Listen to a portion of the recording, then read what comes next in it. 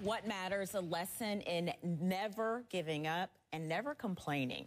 Zurban Singleton had it rough, okay? A mom addicted to drugs, a dad who committed suicide, and a broken collarbone thanks to a drunk driver. Most people might just throw in the towel and say, I guess there's just not a lot left for me. But he didn't.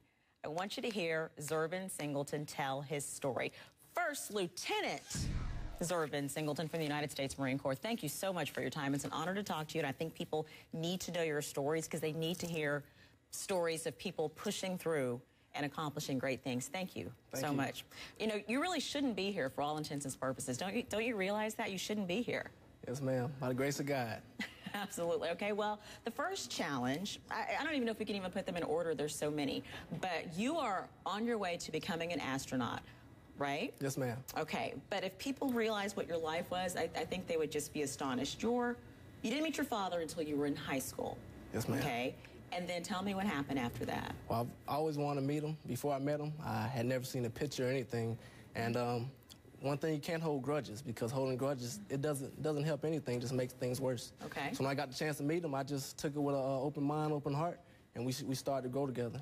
Okay. Started visiting him over the summers. So you started to have a relationship with your father, but then this huge blow. You didn't have a lot of time with your father. What happened? A couple years later, my freshman year at the Naval Academy, he committed suicide.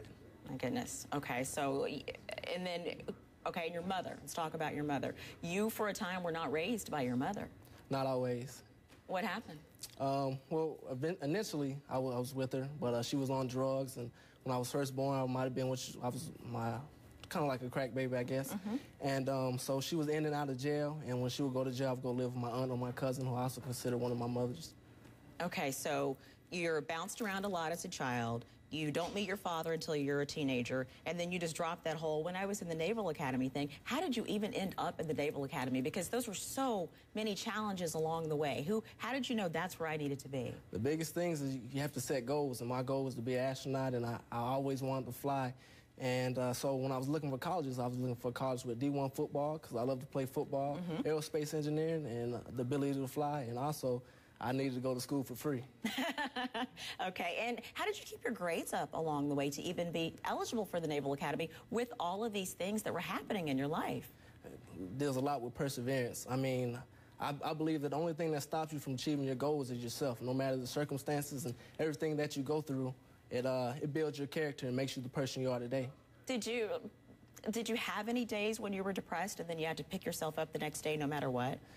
There are days like that, and I think the biggest thing is I fall back to my faith I have in God and Jesus, and then my family as well. And I remember after the accident, when I broke my collarbone, I was like, what am I going to do now? Let's talk about this accident. When did this accident happen? It happened 1 week before I was supposed to graduate from high school as valedictorian. My goodness. Okay. Wow, that sounds terrifying. Yes, ma'am. And you broke your collarbone. Broke my collarbone. It was around 1 a.m. in the morning, hit head on by a drunk driver. And you're an athlete. That's one of the worst things that could happen to you. Yes, ma'am. Okay, but it healed and you were still able to move forward. I was. Okay, so you say you want to be an astronaut. Yes. You know you're going to be an astronaut. That's the plan, yes, ma'am. Okay, so talk about what's next along the way to get there. Next, well, currently I'm in training as a pilot. I should get my wings around, probably around August, September time frame as a Marine Corps aviator, and they'll tell me what kind of aircraft I will fly. And I will continue my career path doing those things, and it'll come a time, probably 7-10 years down the road, where I can put in an application or a package to become an astronaut. Do you realize the effect that you can have on children? Because I know there's a lot of people in difficult situations that we try to have empathy with them, but it's really difficult, and they just throw in the towel and they say, I can't accomplish anything. You're telling people that regardless of what your circumstances are, you can. That is the truth, and I mean, that's one of my goals in life. I want to inspire somebody, not just kids or adults, to understand that no matter what they face in life, they can overcome it, they can achieve it, and just use me as an example, not to be like me, but to be better than me.